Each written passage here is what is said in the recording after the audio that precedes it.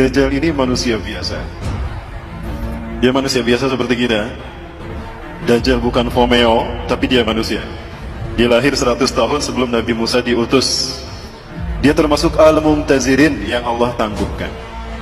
Tidak ada satupun bidang dalam kehidupan kita, hatta agama sekalipun, melainkan fitnah Dajjal ada di dalam. Karena para pengikut Dajjal, mereka ingin menguasai dunia, melakukannya dalam 3 ranah: simbol, ritual, dan arsitektur. Itu 3 ranah yang disentuh oleh Dajjal. Maka 3 ranah ini tidak pernah terlepas dari sistem Dajjal: simbol, ritual, arsitektur. Ya, salah satu contoh ritualnya, orang-orang Yunani, mereka menyembah Dajjal dengan melakukan pawai obor keliling negeri, menyembah dewa matahari mereka. Ya, dewa matahari mereka bernama Helios. Ya. Penyembahan kepada dewa matahari mereka yang bernama Helios ini dilakukan dengan pawai obor keliling negeri. Begitu sampai di Bukit Olympus, obor tadi serah terima kepada kaisar. Kaisar terima itu. Ketika kaisar pun lari di lapangan di Bukit Olympus tadi menuju sebuah obor besar.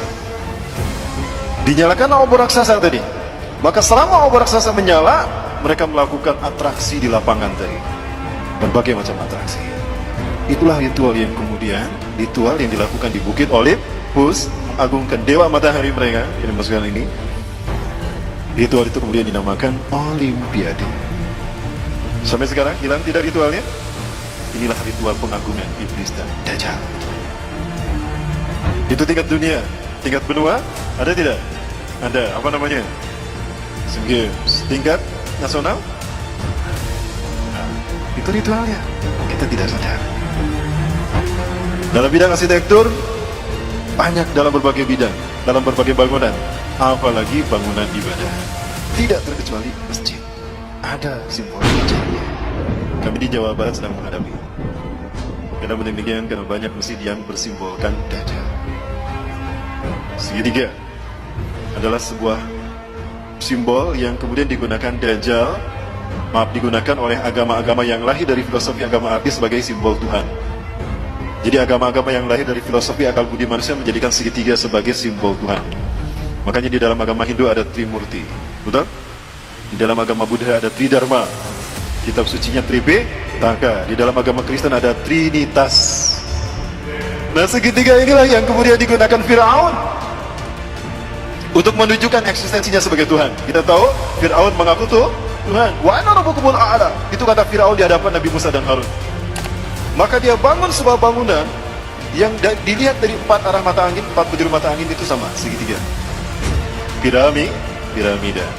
Firaun membangun piramida untuk menunjukkan kalau dia Tuhan, agar dunia mengetahui eksistensinya sebagai Tuhan. Dan yang diperbudak sebagai tukang batu saat itu adalah bangsa Yahudi. Tukang batu bahasa merekanya adalah mason. Ya, mason. Allah mendengar doa kaum Bani Israel yang diperbudak oleh Firaun selama berabad-abad. Maka kemudian yang diperbudak sebagai tukang batunya adalah bangsa Yahudi Bani Israel, mason. Mason itu artinya tukang batu. Ya. Allah mendengar doa mereka. Allah tenggelamkan Firaun di Laut Merah. Maka kemudian mereka merdeka. Mereka tidak lagi dijajah oleh Firaun. Tapi mereka tidak melupakan posisi mereka sebagai tukang batu yang diperbudak berabad-abad. Mereka tetap akan menyandang diri sebagai tukang batu. Tapi tukang batu kali ini tukang batu yang merdeka. Kalau dulu didedikasikan secara paksa kepada Firaun, maka sekarang didedikasikan untuk Tuhan yang mereka tunggu-tunggu. Jadilah mereka tukang batu yang merdeka. Merdeka bahasa Inggrisnya apa? Free. Maka lahirlah Freemason. Nah, dari situ sejarahnya. Tadi sudah kita bahas bahwa segitiga adalah simbol Tuhan dalam filosofi agama Ardi. Maka Tuhan digambarkan dengan segitiga. Siapa nama asli iblis? Azazil. Nama asli iblis itu adalah Azazil. Bagus namanya, itu dari Allah. Azza yang dimuliakan, Allah. Azazil yang dimuliakan Allah. Dia marah sama Allah karena tidak terpilih sebagai khalifah di muka bumi. Dia marah sama Allah. Maka dia nggak mau sujud ketika Allah perintahkan dia sujud kepada Adam. Dia masih Allah izinkan tinggal di langit, Bapak Ibu. Dan dia gunakan segitiganya ke bawah. Ini buat iblis. Dia ingin menjadi Tuhan bagi manusia dan dia mengarah ke bawah, ingin menguasai dunia. Dan dialah sesungguhnya yang menguasai bumi. Dari langit dia awasi bumi. Di bumi ada Dajjal yang sama-sama ingin juga mengaku Tuhan, sama suka juga mengaku Tuhan sebagaimana iblis. Dan sama-sama dilahirkan di negara yang Allah binasakan lewat malaikat Jibril. Sama-sama diurus malaikat Jibril dan sama-sama ditangguhkan ajalnya sampai hari kiamat. Menjelang hari kiamat. Dajjal nama aslinya siapa? Kalau ini nama aslinya Azazil. Kalau Dajjal nama aslinya Samiri. Kenapa Dajjal nama aslinya Samiri? Karena lahir di Samirah. Samirah, Palestina. Allah takdirkan keduanya bertemu di segitiga Bermuda. Segitiga Bermuda adalah sebuah area lepas pantai di Samudra Atlantika yang menghubungkan 3 titik. Ada Florida, Miami, ada Bermuda, dan ada Puerto Rico. Kapal laut, kapal selam yang lewat sana hilang tanpa jejak. Sebetulnya tidak hilang, ada di sana, cuma ditutup dengan kristal. Allah takdirkan mereka bertemu di segitiga Bermuda dan mereka menjadi dui tunggal Tuhan, yang satu tampak, yang satu dia tampak, mengaku Tuhan. Bagaimana simbol pertemuan mereka? Maka jadilah simbol pertemuan mereka seperti ini. Betul? Nah, ini filosofi dari mana asal simbol seperti ini. Jadi simbol pertemuan iblis dan Dajjal. Inilah pertemuan yang sangat dinikmati oleh Azazil atau iblis. Dia menyeru si Samiri Dajjal.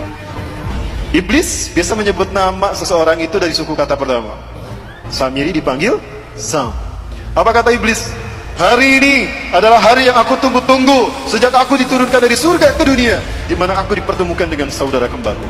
Maka panggillah dia oleh kalian sebagai Paman Sam. Apa yang terbayang dalam benak kita? Amerika. Ini jawaban kenapa Amerika selalu ikut campur urusan negara di seluruh dunia. Dan kenapa veto Amerika mengalahkan veto The Big Five yang lain. Dan kenapa Amerika selalu ingin menang sendiri dan mengaku sok polisi dunia. Bukan Amerika yang ditakutinya, tapi who was behind America. Siapa di belakang Amerika? Siapa di belakang Amerika? Lihat set brand tata kota Amerika dan lihat mata uang Amerika. Dan ini terkait dengan ritual ibadah kita. Kenapa? Karena simbol-simbol ini banyak muncul di masjid-masjid. Bukan hanya di masjid, di gereja. Saya bisa tunjukkan satu-satu. Dan bukan hanya di Indonesia, di seluruh dunia. Kenapa tidak ada di tempat penyembahan? Karena iblis dan Dajjal ingin manusia bukan menyembah Allah, tapi menyembah kita, menyembah mereka maksudnya. Nah ini Bapak, kita sudah mulai membedah teka-teki itu kan? Satu persatu. Nah sekarang Bapak Ibu, saya ingin menunjukkan konspirasi iblis dan Dajjal sudah sampai pada penterjemahan Quran. Baik, saya minta yang hadir di sini buka Qurannya semua. Yang bawa Quran, buka Quran surat ke-7 Al-A'raf ayat ke-16. Saya ingin buktikan kalau ini ada konspirasi dalam penterjemahan Quran, konspirasi Yahudi. Dan saya harap Bapak Ibu bisa melakukan kritisi kepada Departemen Agama. Silakan yang di HP pun juga akan saya tunjukkan Bapak Ibu. Di HP pun ternyata ada yang benar, ada yang salah terjemahnya. Sakit dibacakan Mas. Iblis menjawab, karena engkau telah menyesatkan aku, pasti aku akan selalu menghalangi mereka dari jalanmu yang lurus. Bedakan menyesatkan aku dengan menghukum aku tersesat. Kalau kata-kata iblis karena engkau telah menyesatkan aku, berarti iblis sesat karena ada yang menyesatkan, betul? Siapa yang menyesatkan? Seolah-olah Allah yang menyesatkan kan? Karena engkau telah menyesatkan aku. Iblis berkata begitu. Berarti yang bersalah siapa? Allah yang telah menyesatkan iblis loh. Kok jadi Allah yang disalahkan? Betul Bapak Ibu? Nah, sepakat gak kalau kita minta kepada Departemen Agama dirubah tuh terjemahnya? Maka itu terjemahan yang diinginkan Yahudi Bapak Ibu. Iblis korban ketidakadilan Tuhan. Harusnya dia yang menjadi khalifah di muka bumi, bukan Adam. Maka Zionis Yahudi gak mau menyebutnya iblis. Iblis itu artinya pembangkang. Ablas iblis, iblisan, pembangkang. Maka dia diberi nama dengan nama yang terhormat. Zionis Yahudi memberikan nama yang terhormat bagi Azazil, bukan iblis. Ada yang tahu? Lucifer. Pernah dengar Lucifer? Maka para pengikut iblis disebut Lucifer.